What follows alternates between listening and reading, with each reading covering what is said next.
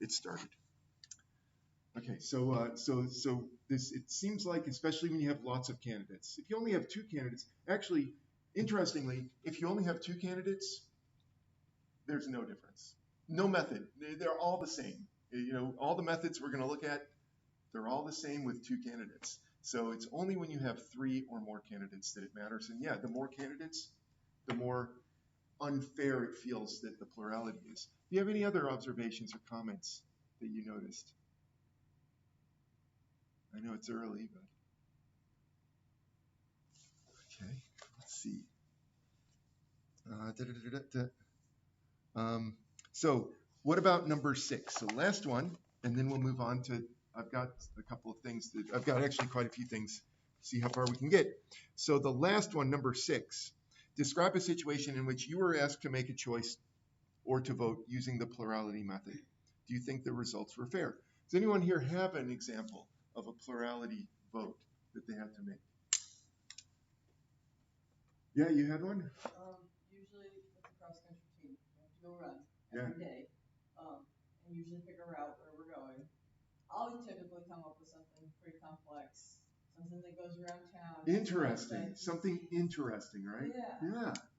And usually it's just not super conducive for 15 girls to run through town on that route. So when it comes time for like, okay, do we want to do Julia's route or do we want to go do something that we just know, everybody knows where they're going? I usually get outbid. So when will you be the captain? I mean, we do go on them sometimes, but most of the time it's not my job. All right. Do you ever go over by like Foundation Park area? Because there you could have 15 girls, and it could be interesting, especially if you go back behind the back pond. It's like a loop back there. That's kind of fun. But anyway, we can talk later if you want some cool routes that are interesting, not boring.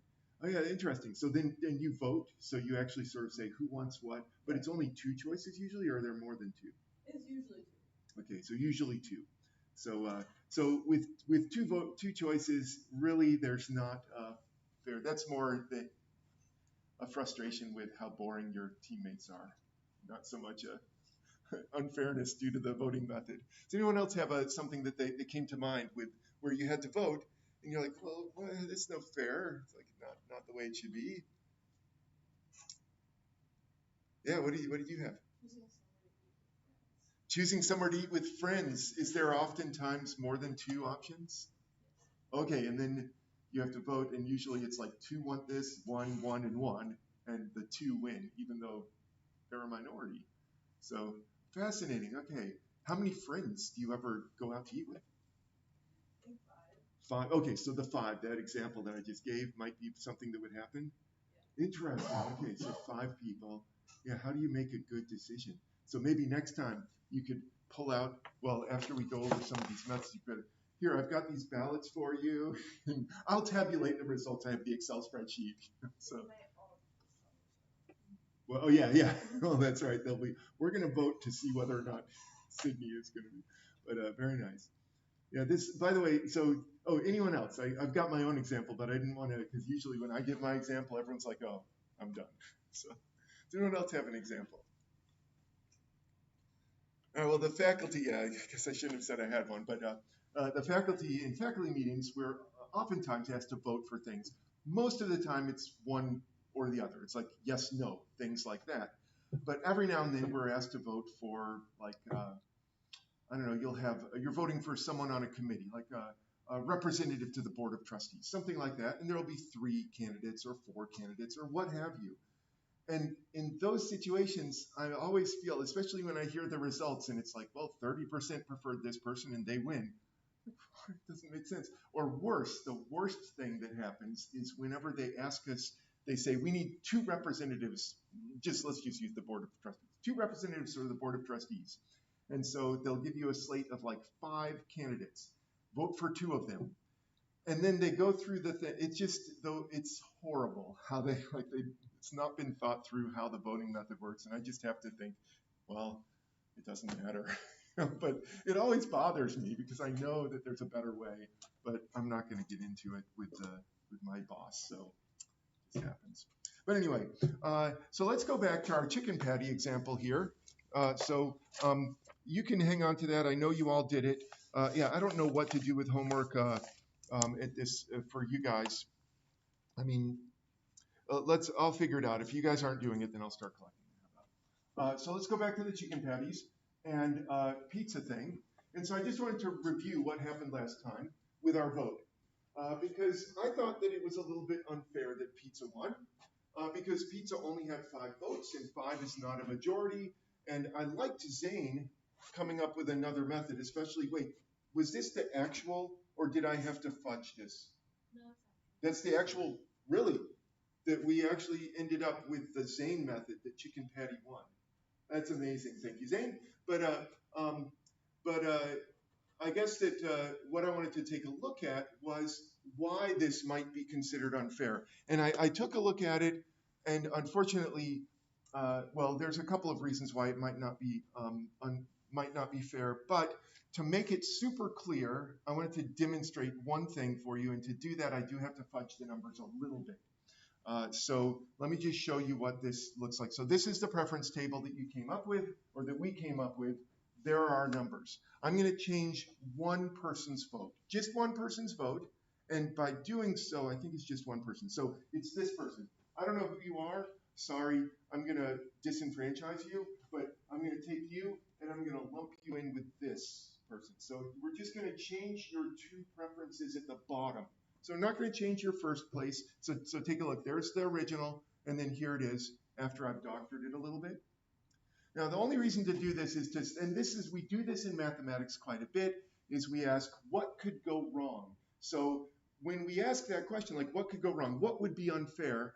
Sometimes we have to invent a situation. Now, this could have happened. I know it didn't, but it could have happened. And if this had happened, and if pizza had won this election, then I would say that was unfair. And for a couple of reasons. Now, we don't have to go to Zane to figure out why it's unfair. Let's just imagine what would happen if you just took these and said to everyone, do you prefer chicken patty or pizza? Let's just do that.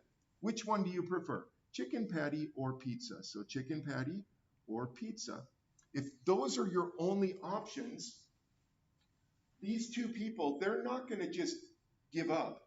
They're going to say, okay, I can't have my favorite, stir fry, so I'm going to go to my second choice. So whenever we give people a choice between only 2 options in a situation like this, we're going to move down the ballot to wherever it is that, even if it's their last choices, we're going to say, okay, they do prefer chicken patty to pizza.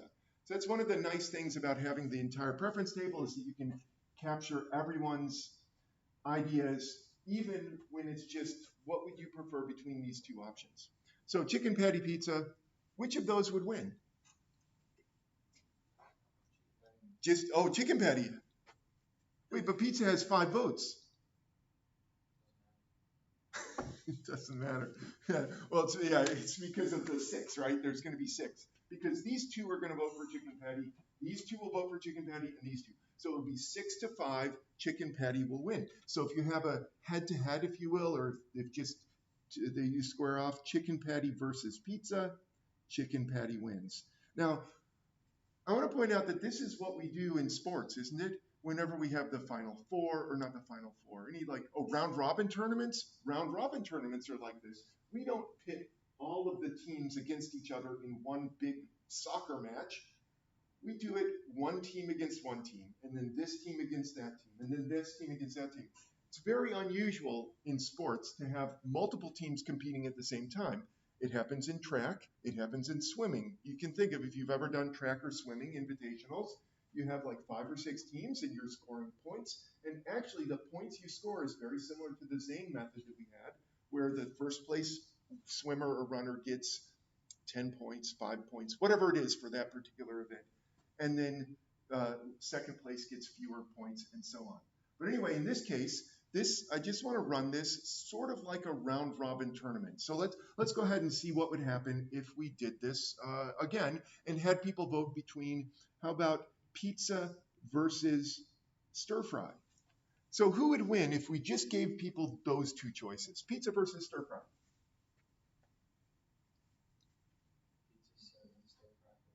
Oh, okay, pizza 7, stir fry 4.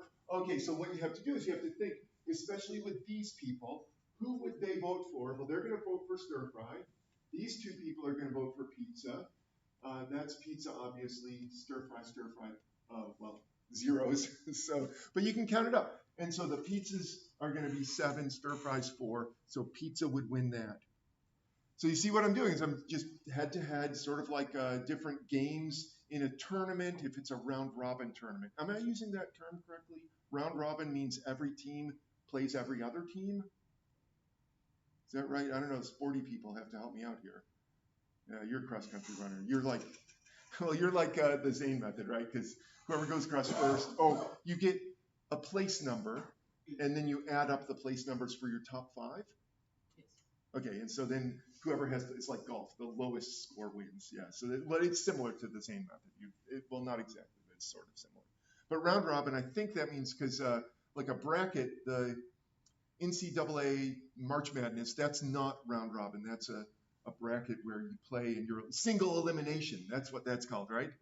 Okay, just get my terms right because I'm not a sport ball person. Okay, so then the final match in this round robin tournament, I think we'll have every possible match, is chicken patty versus stir fry. I bet you can guess who's going to win this one, but go ahead, add up the numbers, see who wins.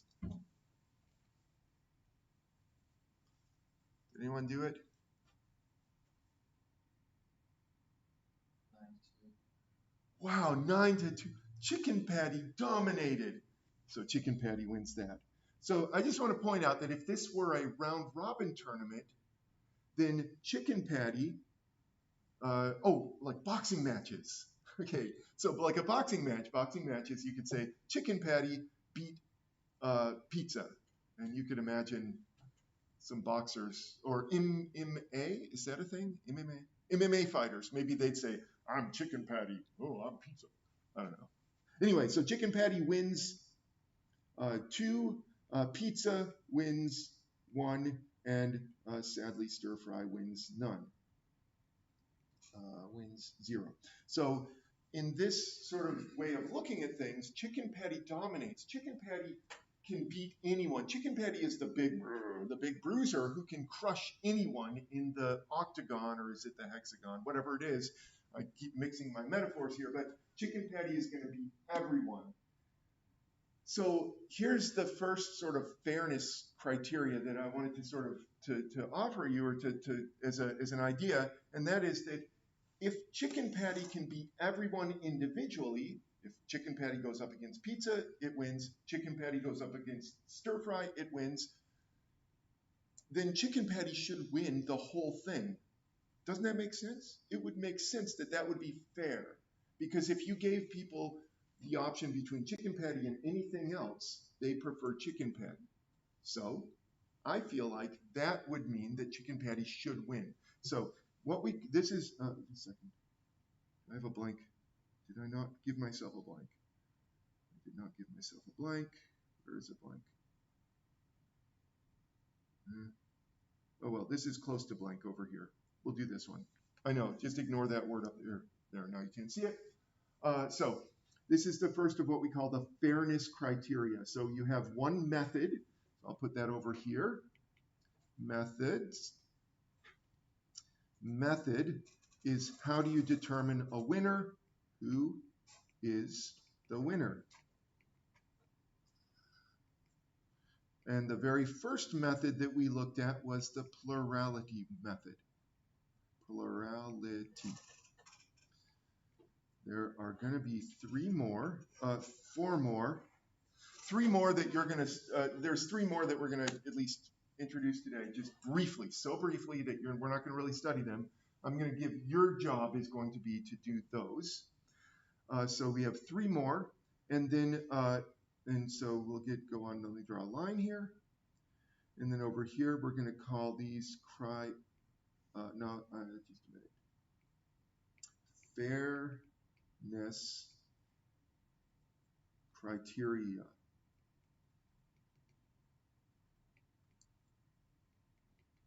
Is it fair? So the fairness criteria asks the question, or answer the question, is whatever happened, is it fair?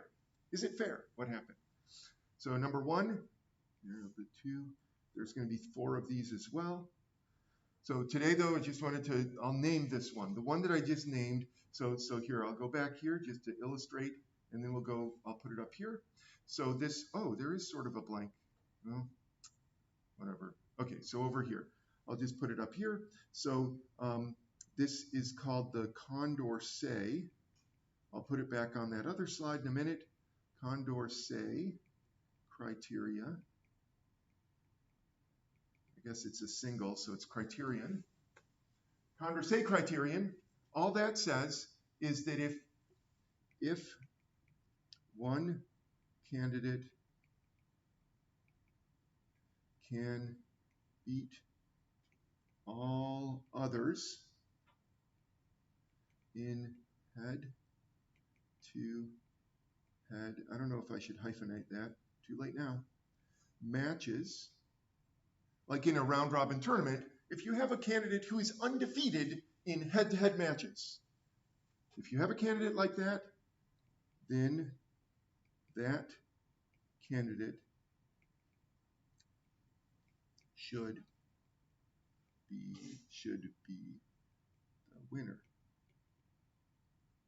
Okay, so Condorcet criterion says that if one candidate can beat up everyone else, if one candidate can defeat every other candidate in head-to-head, one-on-one matches, then it makes sense. That candidate is preferred if you take people pairwise, individually. That candidate is preferred. Chicken patty is preferred over stir fry if you give people just those 2 choices. Chicken patty is preferred over pizza if you give people just those 2 choices. So it makes sense that we should serve chicken patties, because otherwise, if you serve anything else, a majority of people will say, why didn't we have chicken patties? Think about it. If you serve pizza, then 6 people will say, why did we not serve chicken patties? I prefer chicken patties to pizza. And if you serve stir fry, it'll be even worse. Only 2 people will be happy if you think about their options there. Okay, so that's called the Condorcet criterion. And as you can see here, when you have a plurality method, it is possible, although it's not necessary, but possible to violate this. So just to go back one slide here, this is an example. So plurality winner is pizza. So we all agree that the pizza has the most first place votes, but pizza is not, it violates the Condorcet criterion because chicken patty is the clear winner when you go head to head. So it's kind of like you're filtering out the third party candidate when you do this sort of thing here and saying, okay, who would win if you just had pairs all the way?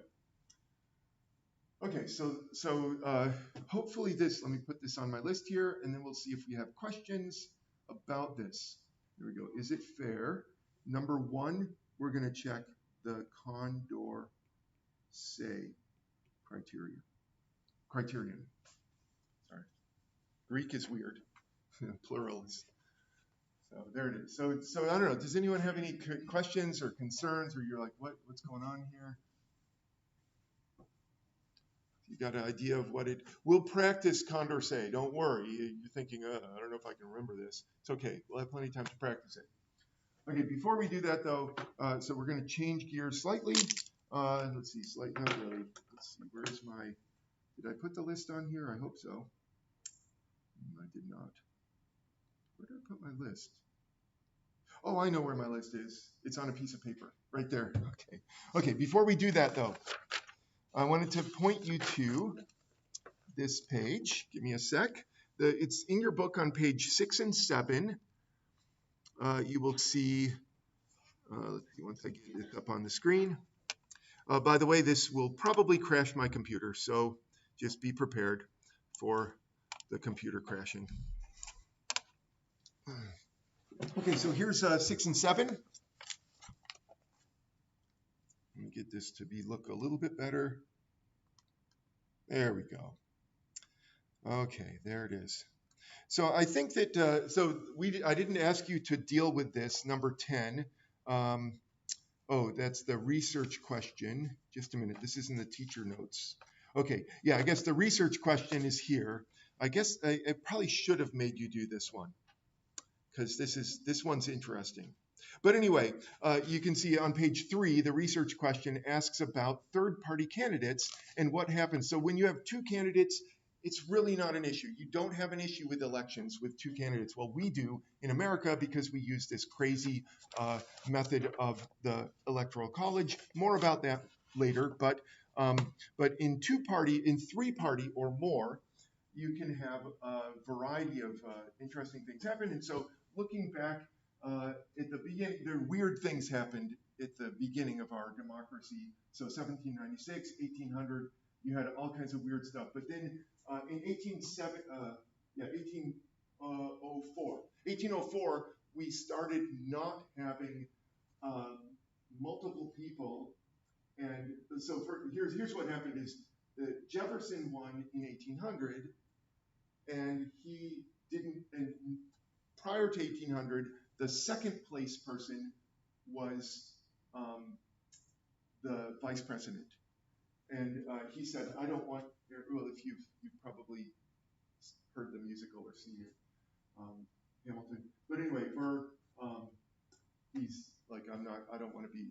I don't want Burr. That's what basically what Jefferson said, and so he picked someone else. I can't remember, to be honest, who the vice president was back in 1800. But after that, we changed the way that we chose the vice president, and it was the like we do nowadays. But anyway, so until 1876, you only had two candidates. So that's why there's a big gap here. Then in 1876, we have three candidates again. Interesting thing, 1876, you'll notice, is the first time that our electoral college failed. Now, you might say, oh, it failed just like it's been failing the past few years. And by failing, well, we'll talk about that in a minute. Well, yeah, I better say why. What I mean by that is the Electoral College, you would think, to be fair, the Electoral College, if someone has a majority of the votes, popular votes, they should win the Electoral College. For example, Samuel Tilden has a majority of the votes, but Hayes won the Electoral College. That's not because, well, it is because of the Electoral College that happened, but it shouldn't have happened. What happened in that year has to do with the way that we apportioned the House of Representatives. We'll talk about that, so we'll come back to that later on this semester. So that issue is not, it shouldn't have happened that way. If Congress had apportioned the House of Representatives correctly, mathematically, this would not have happened. Tilden would have won. So this was because Congress blew it back in 1872 when they apportioned the House of Representatives. So that's what that is about. Anyway, moving on, you can see some other situations here.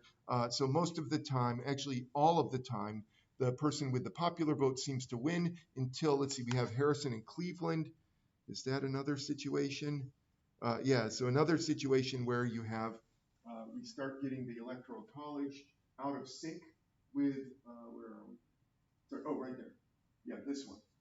So Harrison, 1888, another situation where things didn't line up. So once again, it was close though, but still, seems like that's unfair. Now, one curiosity, this is what we were asked to do with number 10, or what the question was. The question was, could the third party candidate have changed things? And it's kind of hard to tell when the Electoral College, you know, it is in play. But if you just take a look at these third party candidates, third and fourth party in this case, and you take a look at the numbers of votes for the Prohibition Party and the Union Labor Party, that totals 400,000. 400,000 votes. And notice the difference between the popular vote for Harrison and Cleveland is much less than 400,000. It's just about 100,000. And so I would say that there's an election where third party candidates, third and fourth, did have a sway over how things shook out. So things get even more disparate down here at the 1892 election, where the third party candidates. So this, I guess, what this is trying to illustrate is that if we just go by plurality, we might have had a different result in these elections if we used a different method to choose, even if we're using the electoral college to choose our electors. Because you have Wilson, here's another one where there's a huge, like, you take that Taft out of the equation, those 3.5 million people, who are they going to vote for? And it's interesting that you have Democrat and progressive. Back then, Democrat was more conservative. They were the slave owners from the, what's his name there? Lincoln was a Republican. Um, and so Lincoln was more progressive than the Democrats of his day. But anyway, getting on, that's getting into some commentary. We have a big skip from the third party candidates. It was just two parties until 1968. And this was confusing to me. If you looked at this, you saw Richard Nixon. The first time I looked at this, I just looked at this up here. Whoa, it's really there. The sun. I looked at that, and I remember, I voted in the 1992 election. Let's see, 1992 was the second presidential election I voted in. But so I voted in this election, and I was like, oh, wait, I don't remember 5 candidates. I don't remember Hubert Humphrey. And I was like, oh, wait a minute, those two. So this is just poor typesetting. So what the book should have done is either put these all on the same page or put a line here. Okay, so we'll put a line there. You can do that if you want. But here's what I wanted to do with this. All right, this is incomplete. So we have, is it 4 more or 5 more? I think there's 5 more. Let's see. So we have there. I'm just going to put some lines here. You can do the same in your book if you want. And I'm going to get the data for the other elections. So let's see. We have 1996, 2000, 2004, 2008. Wow. I guess I was, okay, I need to get at least to 2016. Let's see, 2012, and then 2016. Okay, so I'll show you all of them. So you can get this information online, but I've got it already. So let me just show this to you, and we'll discuss, I guess. Here you can find there's a website called 270 to win. That's 270TOWIN.com. And you have a historical presidential elections. And this one's cool because you can actually play around with these and say, what would have happened if this state had voted a different way? But anyway, so there it is, all the way back to the original 1788 or whatever year it was, the first one. And so we go up here. Where are the ones that we care about? Let's see, 1996. Maybe I won't write all these down. So Clinton won that, but you had 3 parties again. And so you can see you had the Clinton, Dole, and Perot. So if Perot wasn't in the mix, that could have changed if you just go by popular, couldn't it? At 8 million, that would push, possibly, unlikely, but might push Dole up to 47, because add those together, you get 47 million. Probably not, though, honestly, because the people who voted for Perot, some of them probably would have voted for Clinton, some of them would have voted for Dole. So unlikely that would have changed. So I guess we don't have to write all these down, but if you wanted to, you could continue your chart in your book. Something I probably should have added to your homework list is to get the rest of the data. Well, I'm showing it to you now. So 2000, and this is the first of the modern elections where the Electoral College does not agree with the popular vote. So Al Gore and George W. Bush, and then you had Ralph Nader thrown in there. And one of the things that was super frustrating for the Democrats of that era is that Nader probably took quite a few votes from Gore, because the Green Party, more liberal, so they're probably going to draw from Democrats more than Republicans. So this is an election that for sure, I guarantee, would have been different if Nader wasn't part of or if we used a different method. Okay, moving on, let's just take a look at the other ones. So yeah, I guess we don't have to write them all down. 2004, 2004 is the next one. So 2004, this one is pretty decisive. So there's only the two. So Bush did get a majority. Well, anytime there's two, then you'll get a majority. Okay, moving back to 2008, this is the first Obama, two. So there again, pretty decisive majority there. So that wouldn't have changed if we ignore the fact that we have an electoral college. So the electoral college screws things up. But and then here, majority not as decisive as the first time, but it's still a majority. So Obama did get a majority. His second term. Oh, what do you know?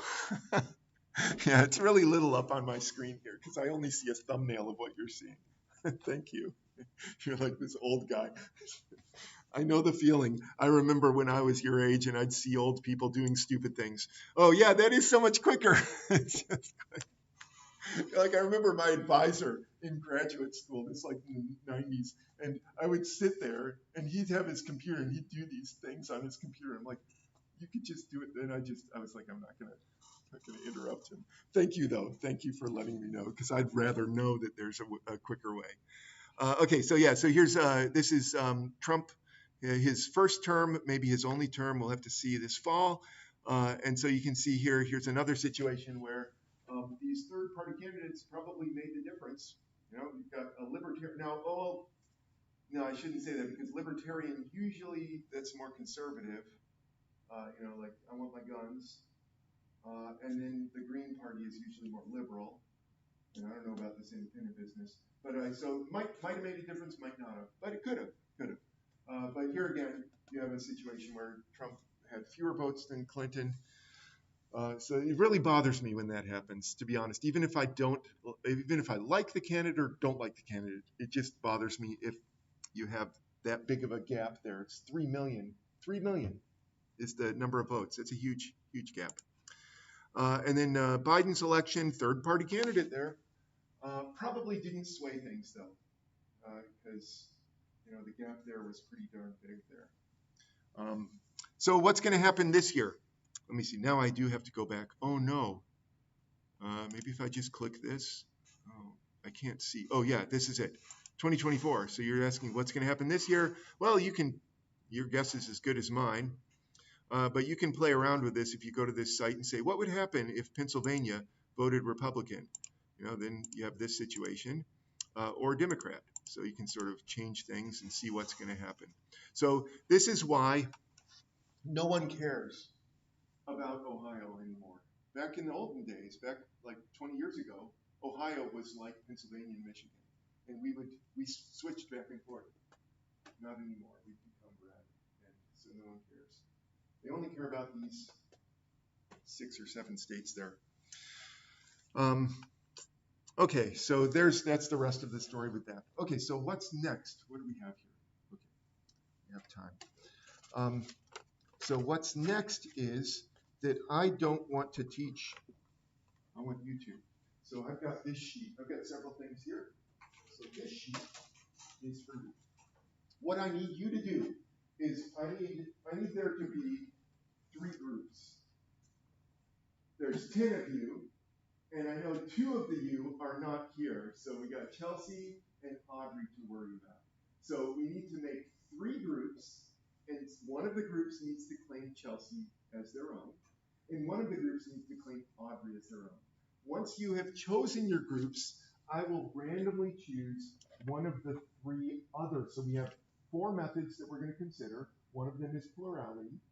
I will choose one of those 3 for each of the groups and tell you which one. And then next week, you'll prepare a little, and this I'll explain once we get this worksheet sent out. But let me give you the worksheet, and then you can discuss which group you want to be. And so the group should be 3 or 4 people. So no groups of 2, 3 or 4. If we have 2 groups of 4, one of them is going to have to get smaller. So here's this.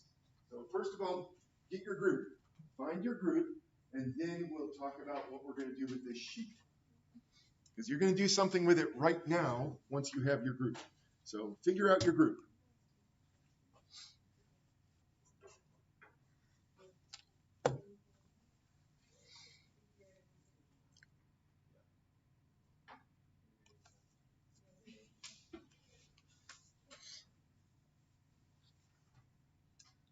Wow, it was that quick? What's our groups? What are the groups? Okay, Audrey, Jaron, and you is group one. Okay, what group are you in? Okay, and then the four of you? Oh, well, that's easy. Okay, so so let's do it this way. Let's have um, the Audrey, Sarah, and Jaron group. You can be the runoff group. So just you can put a little star next to, you see how there's runoff there? You'll be the runoff group. And then you two and Chelsea can be the Condorcet group. You've gotten a little bit of a preview of that, but I'll tell you where to find that in the book in just a minute. And then this group will be the Borda group. So put a little star next to that. Now, once you have your group, so what we're going to do is, and it might stretch into the week after. We'll have to see how things go, but be prepared next week. Let's see, probably next Thursday. Be prepared next Thursday to make a presentation on your particular method. Now, everyone is going to still have to do the activities in the book, but let me tell you where to find these in your book. If you look in the book, the runoff elections are found in activity 3. Condorcet election method is activity 4 in the book. That's on page 23. So runoff is page 17.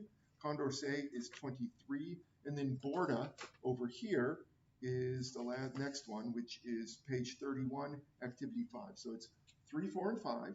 And that'll save me a little bit of effort if you guys just prepare something. Now, what you might say, well, what am I supposed to prepare? Well, here's the minimum. The minimum to prepare is to do this election using your procedure and then just demonstrate that to the rest of us. However you want to. You want to do a PowerPoint? Great. You want to do it on the board? That's fine. However you want to do it, I don't care. But that's the minimum. If you want to give some other information about the method that you have, that would be great as well. But that's basically it is. You're going to tell us, teach us how it works. We're going to be all responsible for doing the activities as well. We'll talk about that next week. But that's, so I've got my list here. Just a sec. We put it up here. So these are methods. So you'll notice that Condorcet is a fairness criteria, but it's also a method. So we have runoff, and that's going to be runoff. Going to be that first group. Condorcet is the second group, and then the last group is Borda. The method. So let me just demonstrate for you how you might do this. I should have, just a sec, I've got to grab my, my worksheet, find it here. It's in here somewhere. Give me a sec. I should have had this at the ready, but I didn't. My apologies. Capstone, where is it? Here. All 24. And voting chart. Okay. Just move this into Notability so I can write on it. Yeah, and if you want to use my iPad, that's fine too. I'll just leave it up here. So if you have like a PowerPoint that you want to write on or whatever, or you can just use, just a minute. There it is. You can use this. So you can actually use Notability if you want and there it is. You can write on it. I'll just have another copy of this blank copy for you if you want.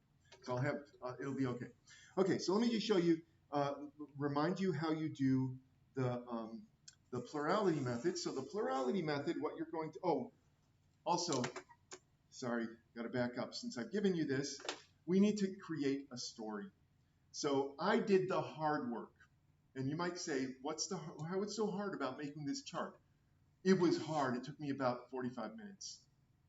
You'll find out why in a bit. But, and I just left the letters the way they were, and I don't have a story behind the letters. So we need to generate some sort of a story for this. What are we voting on? Or who's voting? Who is voting? What are they voting on? Those are the things. So what do you think? What is this? What's the story behind this? I mean, it could be that we're voting on where we go for vacation. We could be voting on what kind of food we want at our picnic. We could be voting on your what? Favorite letters. Favorite letter? That's so boring. Does anyone have anything more interesting? I mean, we can do favorite letter, but I think that if it was favorite letter, not only is that boring, but these are boring letters. Why is Q not up here? I think Q is probably everyone's favorite letter. But so does anyone have anything that would be more interesting than favorite letter? We could do favorite letter, but come on. Have some elementary school voting on what activity to do during recess. We can deal with what the letters mean later. Just need to have someone voting. You guys aren't creative?